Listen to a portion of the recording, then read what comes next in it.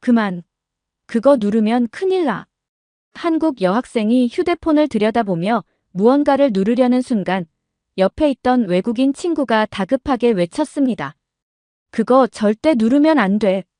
놀란 한국 친구는 손을 잠시 멈췄지만 곧 버튼을 꾹 눌러버리고 말았습니다.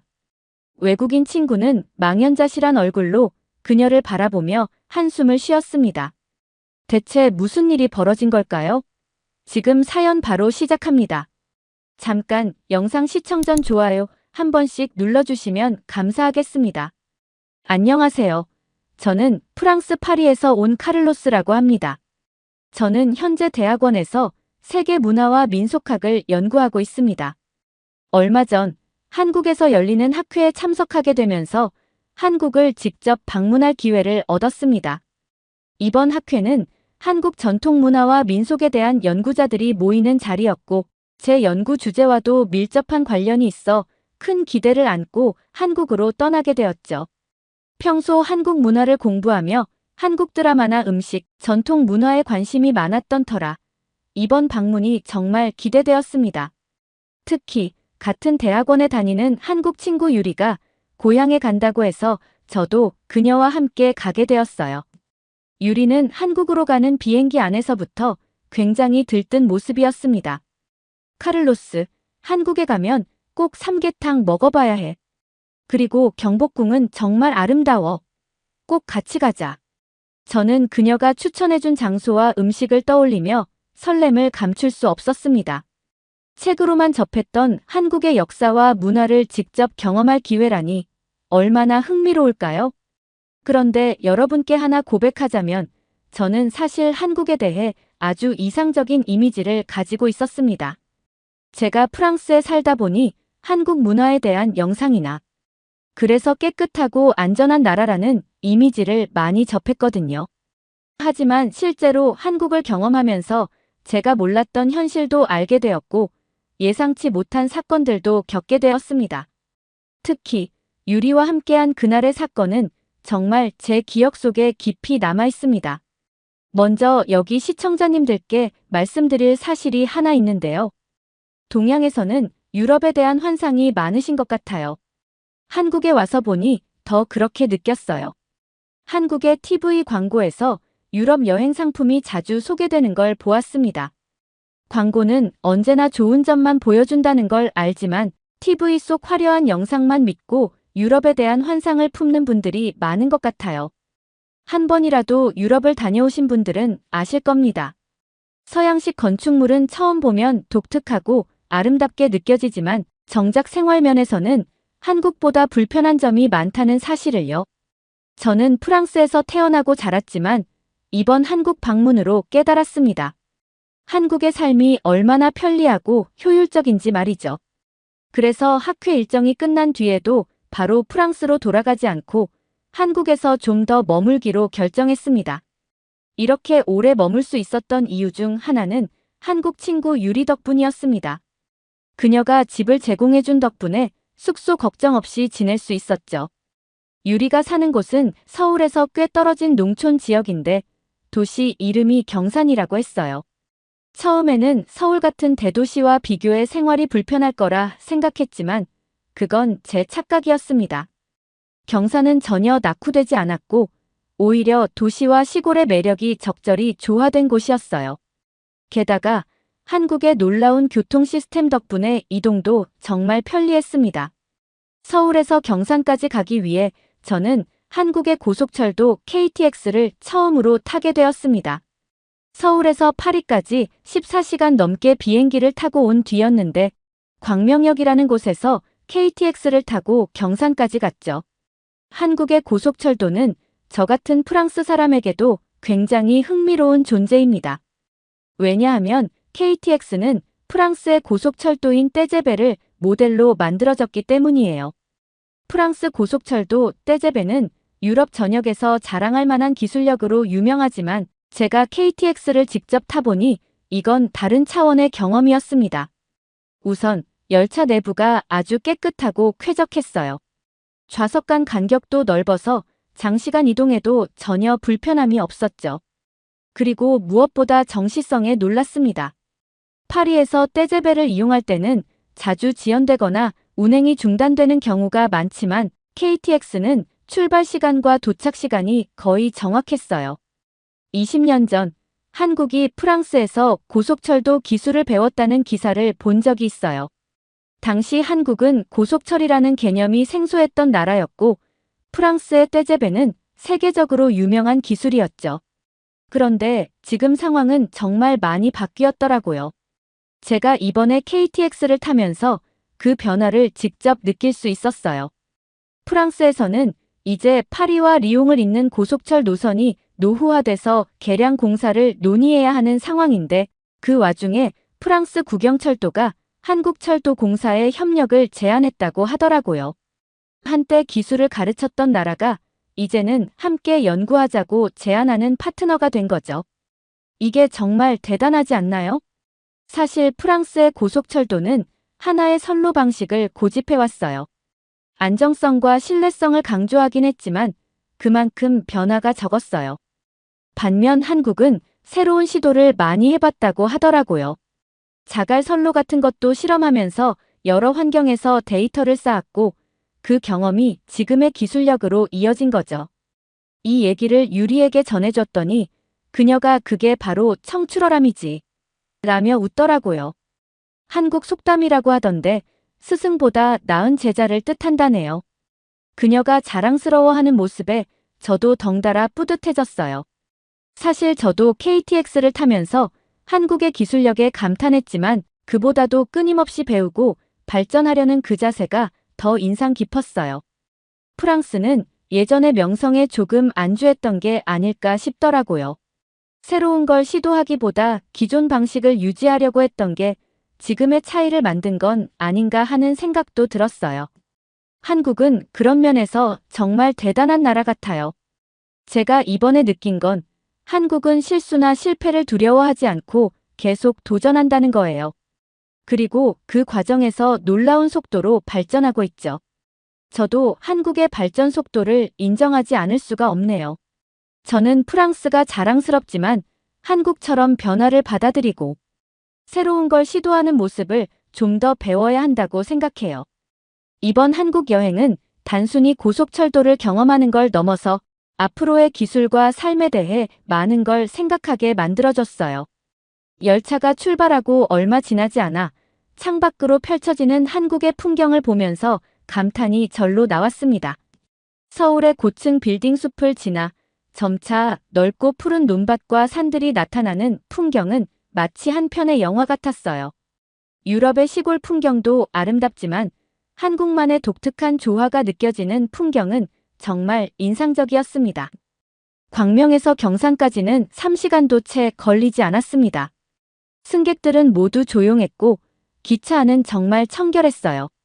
한국 사람들이 왜 KTX를 자랑스러워하는지 이해가 갔죠.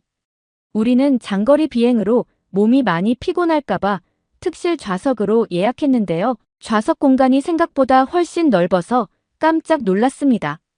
발을 쭉 뻗어도 충분히 편안했고 등받이 각도도 조절이 잘 돼서 몸이 피곤한 게 조금씩 풀리는 기분이었어요. 더 놀라운 점은 객실 앞에 캐리어를 둘 수 있는 공간을 아무런 예약 없이 그냥 사용할 수 있다는 거였습니다. 제가 유리에게 물었죠. 이런 건 미리 예약해야 하는 거 아니야? 그러자 유리가 웃으면서 말하더라고요. 아니야. 여긴 그냥 빈자리를 먼저 쓰는 사람이 임자야. 걱정하지 않아도 돼. 그 말을 듣고는 살짝 불안한 마음도 들었습니다. 캐리어를 보관하는 칸에는 별도의 자물쇠가 없었고 그냥 열려 있었거든요. 물론 캐리어가 크다 보니 누군가 들고 가면 금방 눈에 띌 거라는 생각은 했지만 그래도 아무 보호장치 없이 두는 게 유럽인인 제게는 익숙하지 않았습니다. 그래서 유리에게 이거 괜찮은 거 맞아? 라고 다시 물었더니 그녀는 태연하게 이렇게 말했죠. 여긴 남의 물건을 함부로 가져가는 일이 없거든. 한국은 유럽이랑 달라. 사실 유리가 그렇게 말할 때 유럽과의 비교가 살짝 비하처럼 느껴졌지만 부정할 수는 없었어요. 유럽에서는 길거리 소매치기를 피하기 어렵잖아요. 특히 파리에서는 가방을 잠시 내려놓는 순간 누군가가 가져가 버리는 일이 흔하니까요. 한국에서는 이런 점이 참 다르다는 게 흥미로웠습니다. 제가 긴 비행과 낯선 환경으로 조금 경계심을 갖고 있을 때도 유리는 괜찮아. 여기선 다들 정직하게 행동해라고 자신있게 말하더군요. 물론 처음엔 반신반의했지만 여행이 이어질수록 그녀 말이 사실이라는 걸 느꼈어요. 학회는 나흘 뒤 서울에서 열리기 때문에 그동안 저는 유리의 집에서 머물면서 경산 지역을 여기저기 돌아다녔습니다. 경산은 한국에서도 유명한 산인 팔공산 아래에 위치한 도시라고 하더라고요. 그래서 그런지 제가 생각했던 것보다 꽤 외진 곳처럼 느껴졌습니다. 게다가 너무 추웠어요. 제가 옷을 여러 개 챙겨오긴 했지만 두꺼운 점퍼는 가져오지 않았거든요. 처음 한국에 올 때 겨울까지 있을 생각은 전혀 하지 않았으니까요. 비교적 따뜻한 프랑스에서 지내다 보니 경산의 차가운 공기는 정말 뼛속까지 스며드는 느낌이었습니다. 팔공산을 트레킹하다가 손과 발이 얼어붙을 것 같아 몸을 잔뜩 웅크리고 있었더니 옆에서 유리가 제 모습을 보며 웃으며 말하더군요. 이렇게 추워하면서 어떻게 버틸 거냐면서 패딩 잠바를 하나 사입자고 했어요. 그런데 문제는 제가 봤던 경산은 그다지 쇼핑할 만한 곳이 없다는 거였어요. 작은 슈퍼나 전통시장은 있었지만 패딩 잠바 같은 걸 살 만한 옷가게는 없었습니다. 그래서 저는 유리의 제안에 그냥 웃으며 고개를 저으며 그냥 참고 서울에 가서 사는 것이 좋을 것 같다고 거절했습니다. 그런데 그 말을 무시하듯 유리는 갑자기 핸드폰을 꺼내더니 온라인 쇼핑몰을 하나 보여줬습니다. 그리곤 스크롤을 내리며 제게 검은색 롱패딩을 보여주더군요. 이거 어때? 무난하고 따뜻해 보여. 바로 주문할까? 사실 그때 제 속마음은 이랬습니다. 온라인으로 주문한 물건이 여기까지 배송되려면 며칠은 걸릴 텐데 학회 전에 도착할 리가 없는데 왜 자꾸 지금 주문을 하겠다는 건지 유리가 이해가 되지 않았어요. 유리의 열정적인 설명에 저는 한편으로는 웃음이 나면서도 한편으론 조금 걱정스러웠습니다.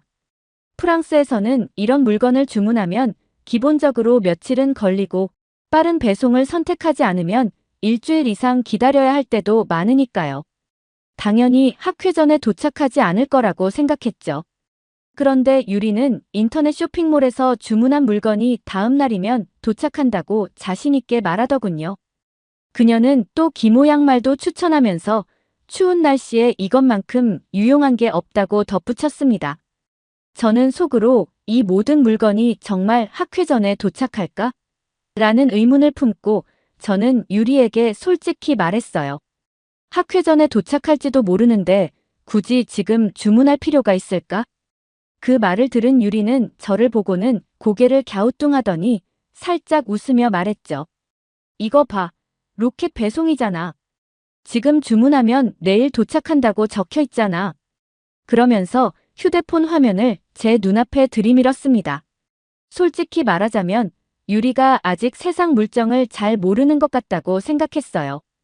한국은 물론 놀라운 나라지만 프랑스보다 잘 사는 나라에서도 이런 식의 말도 안 되는 당일 혹은 하루 배송은 없거든요. 저는 유리의 낙관적인 태도를 보고 어이가 없어 큰 소리를 내고 말았습니다. 유리, 이런 쇼핑몰 믿으면 안 돼. 세상에 사기란 바로 이런 거라고. 제 말을 들으면서도 유리는 여유로운 표정으로 저를 쳐다보더군요. 하지만 저는 멈출 수 없었어요. 본래 사기라는 게 급한 사람의 심리를 교묘히 이용하는 거잖아요. 지금 당장 필요한 물건을 내일 배송이라는 그럴듯한 말로 유혹하고 결국 물건은 오지 않는 게 고전적인 사기 수법이라고 생각했습니다. 유리, 이 쇼핑몰도 똑같아. 사람들이 급해서 속는 거야. 지금이 딱 그 경우잖아. 유리는 제 말을 흘려듣는 듯 하면서 태연히 휴대폰을 다시 들여다봤습니다. 나는 회색으로 주문할게. 너는 검정색으로 하자. 그녀는 그렇게 말하며 이미 구매 버튼을 누르고 있었죠. 저는 속으로 정말 순진하다고 생각하면서도 결국 그녀를 더 설득하지 못했습니다. 그 순간 제가 얼마나 걱정스러웠는지 말로 다 표현하기 어려웠습니다. 프랑스에서는 이런 일이 흔히 문제로 이어지곤 했거든요. 사람들이 온라인에서 싸고 빠른 배송을 강조하는 쇼핑몰에 속아 결국 물건을 받지 못하는 사례를 여러 번 봤어요. 하지만 유리는 전혀 불안해하지 않았어요. 그녀는 마치 한국은 그런 곳이 아니야라는 듯한 태도로 저를 가볍게 대하는 것 같았습니다. 저는 어쩔 수 없이 유리의 낙관주의를 지켜보기로 했습니다. 이번 경험으로 유리도 세상에 대해 좀 배울 수 있겠지라는 마음으로 말이죠. 그리고 다음 날, 전날 팔공산 트레킹이 꽤 힘들었던 탓인지 저는 늦잠을 자고 말았습니다. 느지막이 부스스 일어나 거실로 갔더니 유리가 밝은 얼굴로 잘 잤어 하고 인사를 건네는 겁니다. 그런데 그녀가 손에 들고 있던 상자를 보고 저는 그대로 얼어버렸습니다. 그 상자는 다름 아닌 어제 유리가 장난처럼 주문했던 패딩이 들어있는 택배 상자였습니다. 그것도 이곳이 서울에서 고속철도로 3시간 거리나 되는 농촌 지역임에도 불구하고요. 저는 믿을 수 없는 마음에 유리에게 물었습니다. 이거 정말 로켓으로 배송한 거야? 어쩜 이렇게 빨리 도착할 수 있지? 유리는 웃으며 한국에서는 지역마다 대형 물류창고가 있어서 물건이 그곳으로 바로 배송된다고 설명해줬습니다. 그리고 스마트폰을 꺼내더니 주문 번호를 통해 확인할 수 있는 새벽 3시 반에 문 앞에 상자를 두고 간 사진을 보여주는 겁니다. 그 사진을 보자 저는 다시 한번 충격을 받았습니다. 세상에, 이건 귀신도 못할 일 아니야? 농담처럼 말했지만 제 속은 정말 깜짝 놀란 상태였습니다. 이런 시스템은 프랑스에서는 꿈도 꿀 수 없었거든요. 저는 앞서 말씀드렸던 유럽에 대한 환상 이야기가 떠올랐습니다. 많은 사람들이 유럽을 낭만적이고 편리한 곳이라고 생각하지만 이런 실질적인 부분에서 유럽은 한국과 비교도 되지 않을 정도로 불편할 때가 많습니다. 한국은 놀라운 속도로 모든 것을 발전시켰고 사람들의 일상에서 이런 효율성과 편리함을 당연하게 누릴 수 있는 나라가 되었습니다. 유럽에서는 택배가 늦거나 분실되는 일도 잦고 빠른 배송 옵션을 추가로 선택해도 이렇게 정확하고 빠른 서비스를 기대하기 어렵습니다. 하지만 한국은 단 하루 만에 그것도 외딴 농촌 지역까지 완벽한 배송 시스템을 자랑하고 있었습니다. 저는 이런 현실을 직접 경험하며 유럽에 대한 환상이 깨어질 뿐만 아니라 한국의 생활 편리함에 대해 깊이 감탄할 수밖에 없었습니다. 프랑스에서는 택배라고 하면 종종 다른 집으로 배송되는 물건이라는 우스갯소리를 하곤 합니다. 그만큼 택배 시스템에 대한 신뢰가 낮아요. 살면서 단 한 번도 택배를 마음 놓고 받아본 적이 없어서 저는 보통 오프라인 매장을 이용하는 편입니다. 제 입으로 말하기 민망하지만 솔직히 프랑스 택배는 엉망입니다. 한 번은 프랑스의 유명한 택배사인 크로노포스트를 이용한 적이 있었습니다. 택배기사님이 전화를 주셔서 10분 후에 도착한다고 하시더군요. 당연히 문 앞까지 물건을 가져다 주실 거라 생각하고 기다렸습니다. 하지만 시간이 지나도 기사님은 오지 않았고 결국 제가 먼저 다시 전화를 드렸습니다. 그랬더니 기사님은 아주 태연하게 이렇게 말하더군요. 코로나 이후로는 접촉을 피해야 하니 물건을 1층 엘리베이터 앞에 두었어요. 가서 찾아가세요. 그 말을 듣고 저는 너무 어이가 없었습니다.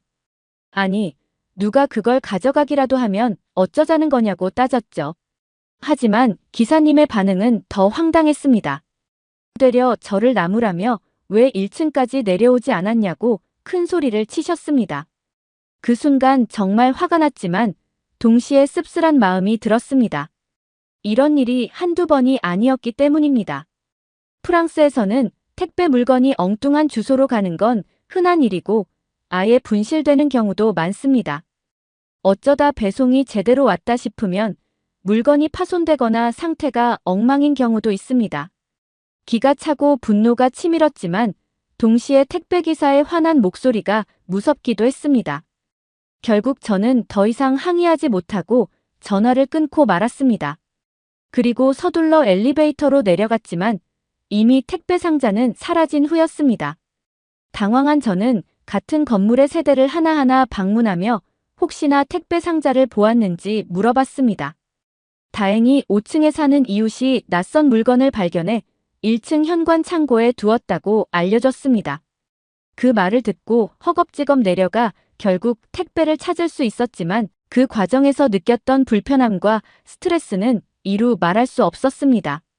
이 이야기를 유리에게 전했더니 그녀는 놀라워하면서도 어이가 없다는 표정을 지었습니다. 유리는 프랑스에 유학을 왔을 때 한국에서의 편리한 시스템을 떠나 마치 30년 전으로 돌아간 것 같다는 기분을 느꼈다고 했습니다. 특히 한국의 로켓 배송과 같은 첨단 시스템 속에 익숙했던 그녀에게 프랑스의 낙후된 배송 환경은 큰 스트레스로 다가왔다고 말했습니다. 프랑스에서는 중요한 알림이나 소식을 받을 때도 대부분 우편물을 통해서만 전달됩니다. 한국이라면 문자, 카카오톡 알림, 이메일 등 디지털 방식으로 즉시 확인할 수 있는 소식들이 프랑스에서는 전혀 그렇지 않습니다. 모든 것이 아날로그 방식으로 이루어지죠. 처음에는 이게 이상하다고 생각하지 않았습니다. 프랑스에서 태어나 자라면서 이런 시스템이 당연하다고 여겼기 때문입니다. 프랑스 사람들도 크게 불만이 없는 것처럼 보입니다. 왜냐하면 이들에게는 비교 대상이 없기 때문이죠. 어릴 때부터 우편으로만 소식을 주고받는 것이 기본적인 삶의 방식이었으니까요. 하지만 한국을 경험한 지금은 이야기가 달라졌습니다. 한국에서의 생활은 제가 경험했던 프랑스와 너무도 달랐고 이런 디지털화된 편리함은 말로만 듣던 것보다 훨씬 더 강렬하게 다가왔습니다. 택배부터 우편 시스템, 심지어 간단한 알림 하나까지도 한국에서는 실시간으로 소통이 이루어지니 삶이 한결 가벼워지고 효율적이라는 걸 깨달았습니다. 유리는 택배뿐만 아니라 한국의 우편 시스템도 얼마나 효율적인지 자랑했습니다. 그녀의 말에 따르면 한국에는 등기우편이라는 시스템이 있어서 중요한 문서를 하루 만에 받을 수 있다고 했습니다. 게다가 우편물을 발송한 사람과 수신인은 휴대폰으로 발송과 도착 여부를 바로 알 수 있고 등기번호로 실시간으로 우편물이 어디에 있는지 조회할 수 있다고 했습니다. 또한 발송된 우편의 수신 주소를 전화로 변경할 수도 있다고 했죠. 저는 이 말을 듣고 깜짝 놀랐습니다. 프랑스에서는 우체국 고객센터로 전화를 걸어 사람의 목소리를 들어본 적이 단 한 번도 없었거든요. 모든 것이 자동화된 녹음 메시지로만 이루어져 있고 문의가 필요할 때는 온라인으로 복잡한 과정을 거쳐야 했습니다. 심지어 이렇게 번거롭게 연락해도 문제 해결이 늦어지거나 아예 답을 듣지 못하는 경우가 다반사였습니다. 며칠 뒤 드디어 학회 참석을 위해 서울로 가기로 했습니다.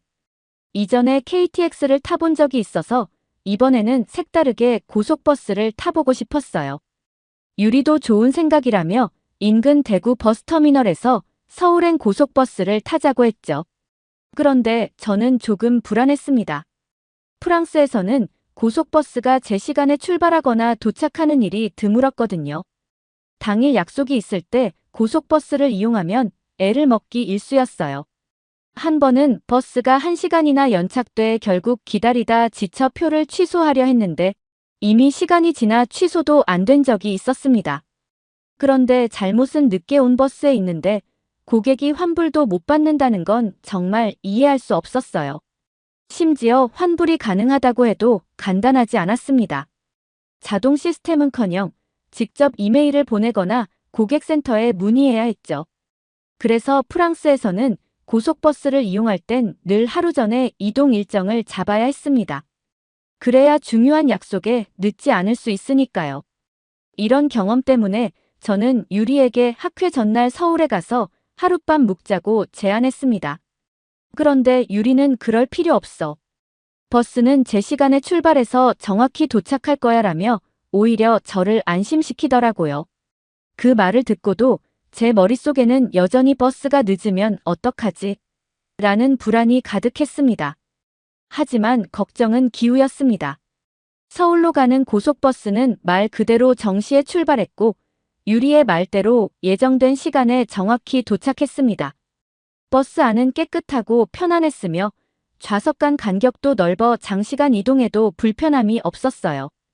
게다가 중간에 들른 휴게소에서도 정차 시간과 출발 시간이 딱 맞아떨어졌습니다. 프랑스에서는 고속버스를 탈 때마다 느리거나 지연되는 일들이 워낙 많다 보니 이런 정시성은 저에게 정말 신선한 충격이었습니다. 유리는 마치 이런 시스템이 너무 당연하다는 듯 태연했지만 저로서는 감탄하지 않을 수 없었어요. 이 모든 것이 마치 미래에서 온 도시 같은 느낌이었죠. 프랑스에서는 중요한 약속을 앞두고 고속버스를 이용할 때 항상 마음속에 불안함을 안고 있었습니다. 정시에 출발하지 않는 일이 너무 흔하다 보니 시간에 대한 신뢰가 없었거든요. 그에 비해 한국에서는 시간 계획을 세우는 게 한결 수월했습니다. 버스가 시간을 잘 지킨다는 걸 알게 되니 이동 자체가 더 편안하게 느껴졌습니다. 한국에서 고속버스를 경험하면서 단순히 교통수단의 문제가 아니라 시간에 대한 신뢰가 얼마나 중요한지를 새삼 깨달았습니다. 한국은 그런 점에서 정말 매력적인 나라였어요. 사람들이 일상을 편안하고 효율적으로 계획할 수 있는 기반이 이렇게 잘 마련되어 있으니 더 이상 불필요한 걱정으로 스트레스 받을 일이 없겠구나 싶었죠. 서울 부근에 가까워지자 고속도로가 점점 붐비기 시작했습니다. 이제야 한국도 교통체증이 있구나라는 생각을 하고 있었는데 곧 놀라운 광경을 보게 되었습니다. 한국에는 버스만 다닐 수 있는 버스 전용 차선이 있더군요. 많은 사람이 이용하는 버스가 교통체증에 갇히지 않고 신속하게 이동할 수 있도록 별도의 차선을 만든 겁니다. 승용차는 이 차선을 이용할 수 없게 함으로써 자연스럽게 대중교통 이용을 유도하는 모습이 정말 똑똑하다고 느껴졌습니다. 효율성과 편리함을 동시에 추구하는 시스템이 얼마나 잘 갖춰져 있는지 새삼 감탄하게 되었습니다. 제 한국 이야기는 여기까지입니다. 중간에 유럽이 생각보다 실망스러울 수 있다는 이야기를 하기도 했지만 그렇다고 프랑스가 매력이 없는 곳은 아닙니다. 프랑스는 여전히 낭만적이고 아름다운 장소가 많죠. 하지만 둘 중 하나를 고르라면 저는 한국에 사는 것을 추천합니다. 편리함, 체계적인 시스템, 그리고 삶의 효율성을 고려했을 때 한국은 정말 놀라운 나라라고 느꼈거든요. 이상으로 프랑스인 카를로스 씨의 한국 체험기를 들려드렸습니다. 오늘의 사연 어떻게 들으셨나요? 우리에게 이미 너무나 당연하게 받아들여지는 빠른 배송 시스템과 대중교통의 정확성은 외국인의 눈에는 정말 놀랍고 새로운 경험인 것 같습니다. 오늘 이야기가 재미있으셨다면 구독과 좋아요를 눌러주시고 주변 분들에게도 많이 공유해주세요. 끝까지 시청해주셔서 감사합니다. 다음에도 더 감동적이고 흥미로운 사연으로 찾아뵙겠습니다.